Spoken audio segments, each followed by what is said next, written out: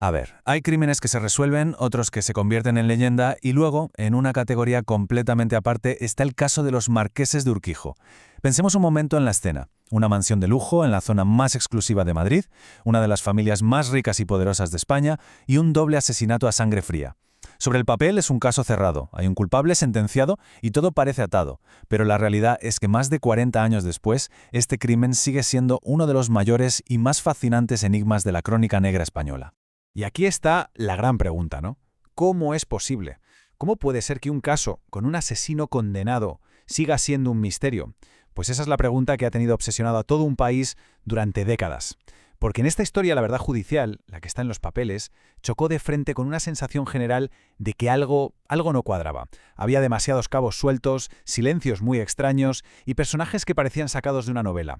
Y es precisamente en esa grieta, en ese espacio entre la sentencia y la realidad, donde nos vamos a meter hoy. Para intentar entender este laberinto, vamos a ir por partes, paso a paso. Primero, viajaremos a la noche del crimen para ver por qué aquello fue una auténtica bomba en la élite española. Después, pondremos el foco en el único condenado, su yerno. Luego nos meteremos en las sombras, en la posibilidad de una conspiración con más gente implicada. Y al final, analizaremos por qué, a día de hoy, este enigma sigue más vivo que nunca. Venga, arrancamos. Primera parte, el asesinato. Hay que situarse en la España de la época. Es la madrugada del 1 de agosto de 1980. El país está en plena transición, saliendo de una dictadura larguísima. Es un momento delicado, de cambios, a veces convulso. Y en medio de todo ese jaleo social y político, de repente un crimen brutal en el mismísimo corazón de la alta sociedad lo pone todo patas arriba y acapara todas las portadas. Los hechos en sí son, escalofriantes.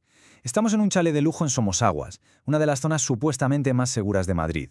Y allí aparecen los cuerpos sin vida de Manuel de la Sierra, marqués de Urquijo, y un banquero muy influyente, y su mujer, María Lourdes de Urquijo. A él le han pegado un tiro en la nuca, a ella dos, en la boca y el cuello.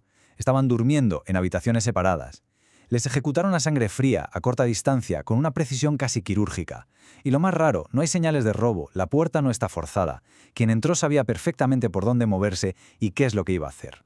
Y claro, aquí es cuando todo estalla, porque no hablamos de un crimen cualquiera. Las víctimas eran lo más de la élite social y financiera del país. Tenían una fortuna, poder y, como se supo luego, unos conflictos familiares de película. Si juntas todo eso y se lo das a una prensa que en esa época estrenaba Libertad y venía con muchas ganas, pues tienes el cóctel perfecto para un espectáculo mediático sin precedentes. Se convirtió en uno de los primeros juicios paralelos de nuestra historia. La gente ya tenía su propio veredicto mucho antes que los jueces. Con un crimen así, la policía, lógicamente, se mete de lleno en el círculo más cercano. Las tensiones familiares, los líos de dinero, todo estaba ahí.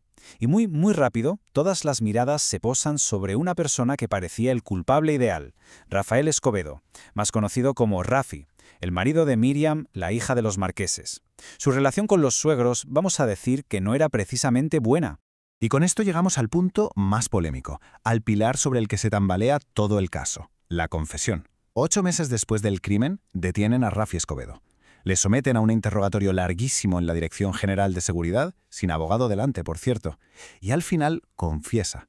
Firma una declaración autoinculpándose del doble asesinato. Para la policía, caso cerrado. Pero, esto no había hecho más que empezar. Al poco tiempo, Rafi se echa para atrás. Denuncia que le presionaron, que le machacaron psicológicamente hasta que firmó lo que querían. Y desde ese momento y hasta el día de su muerte, mantuvo que era inocente.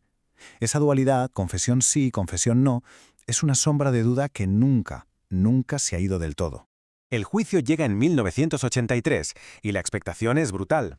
La defensa intenta desmontarlo todo.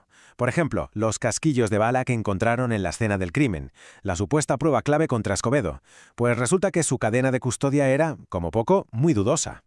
A pesar de esto, y apoyándose sobre todo en aquella primera confesión, el tribunal dictó sentencia. Y el palo fue tremendo. 53 años de cárcel para Rafael Escobedo. 53. Y ojo a este punto que es crucial. La justicia lo declara autor material. Es un término legal muy específico, ¿eh? Significa que para los jueces fue él y no otro quien cogió la pistola y apretó el gatillo. Oficialmente, con esta sentencia, el caso principal quedaba cerrado. Rafi Escobedo era, a ojos de la ley, el asesino de los marqueses de Urquijo. Pero aquí viene el giro. La misma sentencia incluye una frasecita que se ha hecho legendaria en la historia judicial de España. Se le condena por cometer el crimen solo o en compañía de otros. Y esta pequeña frase lo cambió absolutamente todo. Aunque legalmente era una formalidad, para la gente de la calle abrió una puerta gigantesca a la idea de que la verdad era mucho, mucho más complicada. Y esa puerta que dejó abierta la sentencia nos lleva de cabeza a la tercera parte de esta historia, la conspiración oculta. Porque la condena de Escobedo no fue el final, para nada. Fue el pistoletado de salida para un segundo acto con nuevos nombres, más juicios y unos giros de guión que nadie se esperaba. Esa idea de la conspiración se va concretando en dos nombres clave. Por un lado, Javier Anastasio, un amigo de Rafi. La justicia lo vio como el posible coautor, la persona que, según se investigó, podría haber entrado con él en la casa esa noche.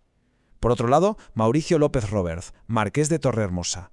A él no le acusaron de matar, sino de encubrir. De hecho, fue condenado por ayudar a hacer desaparecer el arma del crimen. Y esto es una prueba judicial de que Escobedo, como mínimo, no actuó solo en todo el proceso. Y justo cuando parecía que por fin la justicia iba a aclarar el papel de los cómplices, ¡zas! Otro vuelco dramático. En 1987, tan solo un mes antes de que empezara su juicio, Javier Anastasio, el presunto coautor, se esfuma, desaparece, huye de España y nunca más se le vuelve a ver.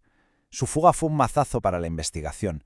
No solo impidió que se le juzgara, sino que, sobre todo, alimentó para siempre la sensación de que los secretos más importantes del caso se habían escapado con él. Y así llegamos al tramo final de la historia. El panorama es el siguiente. Un culpable en la cárcel que jura y perjura que es inocente, un presunto coautor desaparecido del mapa y un encubridor que sí fue sentenciado. El puzzle, en vez de completarse, estaba más roto que nunca. El caso Urquijo entraba así en su última fase, la de convertirse en un mito, en una obsesión nacional. Esta cronología nos ayuda a poner un poco de orden en esta escalada de acontecimientos. Todo arranca en el 80 con el doble asesinato. 3 años después, en el 83, llega la condena de Rafi Escobedo. Parecía el final, pero no. En 1987, la fuga de Javier Anastasio lo vuelve a liar todo. Y solo un año después, en 1988, llega el cierre más trágico e inesperado de todos, el que iba a sellar el misterio para siempre. El 27 de julio de 1988 encuentran a Rafi Escobedo ahorcado en su celda de la prisión de El Dueso, en Cantabria. La versión oficial, respaldada por la autopsia, fue clara: suicidio. Sin embargo, como todo en este caso, la sombra de la duda apareció al instante. ¿De verdad se suicidó? ¿O fue un suicidio asistido? ¿Lo silenciaron para que no hablara? Son preguntas que ya nunca tendrán respuesta. Lo único seguro es que su muerte significó que el único condenado como autor material se llevaba a la tumba su versión definitiva de los hechos. Entonces, después de todo este recorrido, ¿con qué nos quedamos? Pues esta balanza lo resume perfectamente. A un lado, las poquísimas certezas probadas judicialmente. Rafi Escobedo fue el autor material y Mauricio López Roberts fue su encubridor. Y punto. Al otro lado, un océano de dudas sin resolver. ¿Cuál fue el móvil real más allá de los conflictos familiares? ¿Hubo un interés económico mayor detrás? ¿Estuvo Escobedo de verdad solo esa noche o fue Anastasio con él? Y la pregunta del millón: ¿había un autor intelectual? ¿Alguien que ordenó el crimen y que nunca ha sido identificado? Y esta es la pregunta que queda flotando en el aire al final de este análisis. La justicia intentó poner un punto y final, pero la historia real dejó demasiados capítulos abiertos. Con los secretos de Rafi Escobedo enterrados con él y los de Javier Anastasio perdidos en algún lugar del mundo, el crimen de los Urquijo parece condenado a ser, para siempre, el asesinato perfectamente resuelto que nadie ha conseguido resolver del todo.